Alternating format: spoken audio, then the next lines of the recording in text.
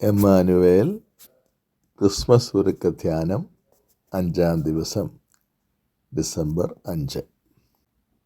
ഇന്നത്തെ ധ്യാന വിഷയം ദൈവത്തിൻ്റെ സൗഭാഗ്യാവസ്ഥ നഷ്ടമാകാൻ കാരണം ലോകത്തോടുള്ള ഇമ്പം.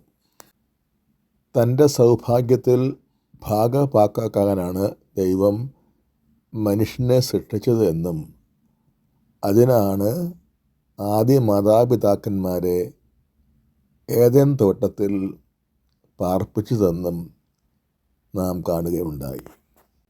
ദൈവം നൽകുന്ന സൗഭാഗ്യാവസ്ഥ നഷ്ടമാകുന്നത് എങ്ങനെയെന്ന് ആദ്യ മാതാപിതാക്കന്മാരുടെ ജീവിത പശ്ചാത്തലത്തിൽ നമുക്ക് വിശകലനം ചെയ്യാം. നന്മ തിന്മയുടെ അറിവിൻ്റെ വൃക്ഷം ദൈവം തന്നെയാണ് ഏദൻ തോട്ടത്തിൽ വളർത്തിയതെന്ന് ഉൽപ്പത്തി പുസ്തകം 2-ാം അധ്യായം 9-ാം വാക്യത്തിൽ രേഖപ്പെടുത്തിയിട്ടുണ്ട്. അതിനാൽ ആ വൃക്ഷത്തിലെ ഫലം അതിൽ തന്നെ തിന്മ അല്ലെന്ന് വ്യക്തം. പക്ഷേ ആദ്യ മാതാപിതാക്കന്മാരോട് ദൈവം ഇങ്ങനെ കൽപ്പിച്ചു. ഉൽപ്പത്തി 2:16-17 വാക്യങ്ങളിൽ, തോട്ടത്തിലെ ഏത് വൃക്ഷത്തിലും നിന്ന് നിനക്ക് ഭക്ഷിക്കാം, എന്നാൽ നന്മതിന്മയുടെ അറിവിൻ്റെ വൃക്ഷത്തിൽ നിന്ന് നീ ഭക്ഷിക്കരുത്, കാരണം അതിൽ നിന്ന് ഭക്ഷിക്കുന്ന ദിവസം നീ തീർച്ചയായും മരിക്കും. മനുഷ്യന് പാർക്കാൻ ദൈവം നട്ടുപിടിപ്പിച്ച ഏദൻ തോട്ടത്തിൽ ദൈവം തന്നെ വളർത്തിക്കൊണ്ടുവന്ന നന്മതിന്മയുടെ അറിവിൻ്റെ വൃക്ഷത്തിലൊരു ഫലം തിന്നരുതെന്ന് എന്തുകൊണ്ട് ദൈവം വിലക്കി? ദൈവത്തിൻ്റെ സൗഭാഗ്യാവസ്ഥ തന്നെയോ അതോ ലോകം തരുന്ന സന്തോഷമാണോ മനുഷ്യൻ തിരഞ്ഞെടുക്കുന്നത് എന്ന് പരിശോധിച്ചറിയാൻ വേണ്ടിയായിരുന്നു അത്. ദൈവത്തെയാണോ അതോ ലോകത്തെയാണോ അവന് വേണ്ടത് എന്ന വെല്ലുവിളിയാണ് അവിടെ ഉയർത്തപ്പെട്ടത്. നന്മതിന്മയുടെ വൃക്ഷത്തിൻ്റെ ഫലം തിന്നാൽ മരിക്കും എന്നും വ്യക്തമായ ബോധ്യമുണ്ടായിരുന്നവരായിരുന്നു അവർ. ഹവ്വായുടെ വാക്കുകൾ അത് വ്യക്തമാണ്. പിശാചിനോടും ഹവ്വ പറയുന്നുണ്ട്, ഈ ഭക്ഷണം ഭക്ഷിക്കുകയോ തൊടുക പോലും അരുത് എന്ന് ദൈവം കൽപ്പിച്ചിട്ടുണ്ട്, അത് തിന്നുന്ന ദിവസം മരിക്കും. അങ്ങനെ പറഞ്ഞ ഹവ്വ ഇപ്പോൾ പിശാചിൻ്റെ പ്രേരണയ്ക്ക് വഴങ്ങി ആ പഴം കണ്ണിന് കൗതുകകരമാണെന്ന് സ്വയം വിധിക്കുന്നു. അത് ആസ്വാദ്യമാണെന്ന് കൽപ്പിക്കുന്നു. അത് അറിവേക്കാൻ കഴിയുമെന്നും വിലയിരുത്തുന്നു. ദൈവത്തിലുള്ള സൗഭാഗ്യത്തെക്കാൾ ആ പഴം തിന്നുന്നത് കൊണ്ടുള്ള സുഖം അവൾ കൂടുതൽ വിലമതിക്കുന്നു. തൽഫലമായി ആ പഴം തിന്നുകയും ചെയ്യുന്നു. അതിൻ്റെ അനന്തരഫലം ദൈവത്തിൽ മാത്രമുള്ള നിത്യമായ സൗഭാഗ്യ അവസ്ഥ അവർക്ക് നഷ്ടമായി എന്നതാണ്. സഭാപ്രസംഗകൻ്റെ പുസ്തകം എഴുതിയത് സോളമൻ ആണെന്നാണ് മനസ്സിലാക്കുന്നത്. മനുഷ്യകുലത്തിലേക്ക് വെച്ച് ജ്ഞാനം കിട്ടിയ ഒരു വ്യക്തിയാണ് സോളമൻ. സോളമൻ തൻ്റെ ജീവിതാനുഭവം സഭാപ്രസംഗകൻ എന്ന പുസ്തകത്തിൻ്റെ 2-ാം അധ്യായത്തിൽ വിവരിക്കുന്നുണ്ട്. 1 മുതൽ വാക്യങ്ങളിൽ സോളമൻ പറയുകയാണ്, ഞാൻ എന്നോട് തന്നെ പറഞ്ഞു, സുഖഭോഗങ്ങളിൽ ഞാൻ മുഴുകും, ഞാൻ അതിൻ്റെ ആസ്വാദ്യത പരീക്ഷിക്കും. എൻ്റെ നയനങ്ങൾ അഭിലഷിച്ച ഒന്നും ഞാൻ അവയ്ക്ക് നിഷേധിച്ചില്ല. ഞാൻ അനുഭവിക്കാത്ത സുഖങ്ങളില്ല. എൻ്റെ പ്രയത്നങ്ങളിലെല്ലാം എൻ്റെ ഹൃദയം സന്തോഷിച്ചു. ഇത് എൻ്റെ അധ്വാനത്തിന് ലഭിച്ച പ്രതിഫലം തന്നെയായിരുന്നു. പിന്നീട് ഞാൻ ഉണ്ടാക്കിയവയെയും അതിനുവേണ്ടി ചെയ്ത അധ്വാനത്തെയും ഞാൻ നിരൂപണം ചെയ്തു. എല്ലാം മിഥ്യയും പാഴ്വേലയും ആയിരുന്നു. സൂര്യന് കീഴെ ഒരു നേട്ടവുമില്ല എന്ന് എനിക്ക് ബോധ്യപ്പെട്ടു. യാക്കോബ് ശ്ലീഹ തൻ്റെ ലേഖനത്തിൻ്റെ 5-ാം അധ്യായത്തിൻ്റെ 5-ാം വാക്യത്തിൽ ഇപ്രകാരം ശാസിക്കുന്നുണ്ട്, നിങ്ങൾ ഭൂമിയിൽ ആഡംബരപൂർവം സുഖലോലുപരായി ജീവിച്ചു. കൊലയുടെ ദിവസത്തേക്ക് നിങ്ങളുടെ ഹൃദയങ്ങൾ നിങ്ങൾ കൊഴുപ്പിച്ചിരിക്കുന്നു. ലോകത്തോട് ക്രൈസ്തവനുണ്ടായിരിക്കേണ്ട മനോഭാവം ലോകത്തെ വെറുക്കലോ ലോകത്തിൽ നിന്ന് ഒളിച്ചോട്ടമോ അല്ല, ലോകത്തോടുള്ള വിരക്തിയാണ്.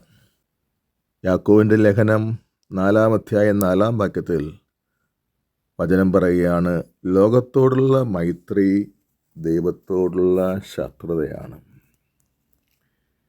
യോഹന്നാൻ്റെ 1-ാം ലേഖനം 2-ാം അധ്യായം 16-ാം വാക്യത്തിൽ പറയുന്നു, ലോകത്തെയോ ലോകത്തിലുള്ള വസ്തുക്കളെയോ നിങ്ങൾ സ്നേഹിക്കരുത്. റോമാലേഖനം 12-ാം അധ്യായം 2-ാം വാക്യത്തിൽ പരിശുദ്ധാത്മാവ് പറയുകയാണ്, നിങ്ങൾ ഈ ലോകത്തിന് അനുരൂപരാകരുത്. കൊരിന്ത്യർക്ക് എഴുതിയ 1-ാം ലേഖനത്തിൻ്റെ 7-ാം അധ്യായം 31-ാം വാക്യത്തിൽ പൗലോസ് അപ്പോസ്തലൻ പറയുകയാണ്, ഈ ലോകത്തെ ഉപയോഗിക്കുന്നവർ അതിൽ മുഴുകാത്തവരെ പോലെ ആയിരിക്കട്ടെ. കാരണം ലോകത്തിൻ്റെ ബാഹ്യരൂപങ്ങൾ മാറിക്കൊണ്ടിരിക്കുന്നു. കൊളോസ്യർക്ക് ലേഖനം 3-ാം അധ്യായത്തിൻ്റെ 2-3 വാക്യത്തിൽ വിശുദ്ധ പൗലോസ് പഠിപ്പിക്കുകയാണ്, ക്രിസ്തു വസിക്കുന്ന ഉന്നതത്തിലുള്ളവ അന്വേഷിക്കുവിൻ, ഭൂമിയിലുള്ളവയെ പറ്റിയല്ല ഉന്നതത്തിലുള്ളവയെപ്പറ്റി ചിന്തിക്കുവിൻ. ഈ തിരുവചന ഭാഗം കാത്തലിക് ലിവിങ് ബൈബിളിൽ എഴുതിയിരിക്കുന്നത് ഏറെ ഹൃദയസ്പർശിയാണ്.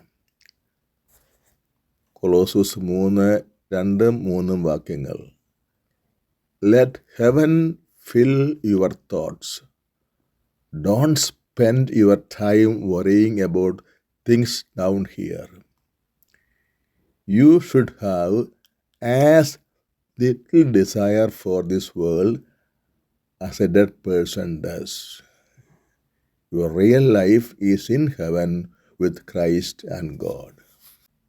മരിച്ചുപോയൊരു മനുഷ്യന് ഈ ലോകത്തോട് എന്തോരം അടുപ്പമുണ്ടോ അത്രയും അടുപ്പമേ ഒരു ക്രൈസ്തവന് ഈ ലോക സന്തോഷങ്ങളോടുണ്ടാകാൻ പാടുള്ളൂ എന്നാണ് ഈ തിരുവചനം പഠിപ്പിക്കുന്നത്. ഈ ലോകം അതിൽ തന്നെ തിന്മയായതുകൊണ്ടല്ല, മറിച്ച് ക്രൈസ്തവൻ അനുഭവിക്കേണ്ട മഹാഭാഗ്യം, ദൈവത്തോടുള്ള ആനന്ദം, ദൈവത്തിൽ നിന്ന് കിട്ടുന്ന ആനന്ദം, ദൈവത്തെ സ്വന്തമാക്കുന്നതിനുള്ള മഹാഭാഗ്യം ഈ ലോകം തന്നെ എല്ലാ സന്തോഷങ്ങളെക്കാളെല്ലാം തുലനം ചെയ്യാനാവാത്തത്ര ഉയർന്ന സന്തോഷമാണ്, ആനന്ദമാണ്.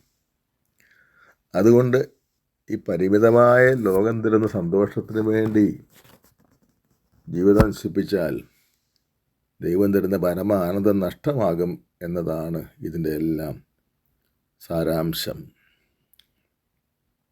ക്രിസ്മസ് ആഘോഷിക്കുന്ന നമ്മൾ ധ്യാനിക്കുന്നത് ആരെയാണ്? കാലിത്തൊഴുത്തിൽ പിറന്ന യേശുവിനെ.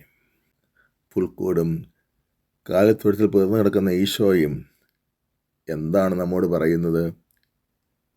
ലോകത്തിൽ ആനന്ദിക്കാതെ ദൈവത്തിൻ്റെ സൗഭാഗ്യത്തിൽ മുഴുകുക. പരിശുദ്ധ കന്യാമറിയത്തിൻ്റെ കീർത്തനത്തിൽ അത് വ്യക്തമായിട്ടുണ്ട്. അവൾ പറയുകയാണ്, എൻ്റെ ചിത്തം എൻ്റെ രക്ഷകനായ ദൈവത്തിൽ ആനന്ദിക്കുന്നു. നമുക്ക് പ്രാർത്ഥിക്കാം. കർത്താവായ യേശുവേ, ലോകത്താൽ ആകർഷിക്കപ്പെട്ട് ലോകസുഖഭോഗങ്ങളിൽ മുഴുകാൻ നിരന്തരം പ്രേരിപ്പിക്കപ്പെടുന്ന ഞങ്ങളെ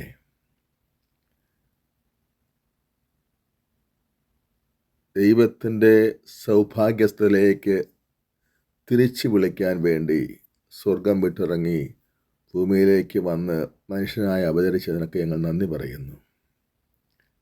കർത്താവേ, ഈ ലോകത്തിലെ നന്മകളിലും നേട്ടങ്ങളിലും വിജയങ്ങളിലും മയങ്ങിപ്പോകാതെ ഇവിടെയെല്ലാം ആദികാരണവും സകല നന്മകളുടെയും പൂർണ്ണതയുമായ കർത്താവിങ്കിലേക്ക് ഹൃദയം ഉയർത്തി കർത്താവിൽ ആനന്ദിച്ച് ജീവിക്കുവാൻ ഞങ്ങളെ അനുഗ്രഹിക്കണമേ. പരിശുദ്ധ കന്യാമറിയമേ, എൻ്റെ ചിത്തം എൻ്റെ രക്ഷകനായ ദൈവത്തിലാണ് ആനന്ദിക്കുന്നതെന്ന് ഏറ്റുപറഞ്ഞ അമ്മേ, ഞങ്ങളുടെ സന്തോഷവും ആനന്ദവും സംതൃപ്തിയും അതിൻ്റെ പൂർണ്ണതയിൽ ലഭിക്കുന്ന ദൈവത്തിൽ നിന്ന് പ്രാപിക്കുവാൻ ഞങ്ങൾക്കും ഇടയാകാൻ വേണ്ടി അമ്മ പ്രാർത്ഥിക്കണമേ. ആമേൻ.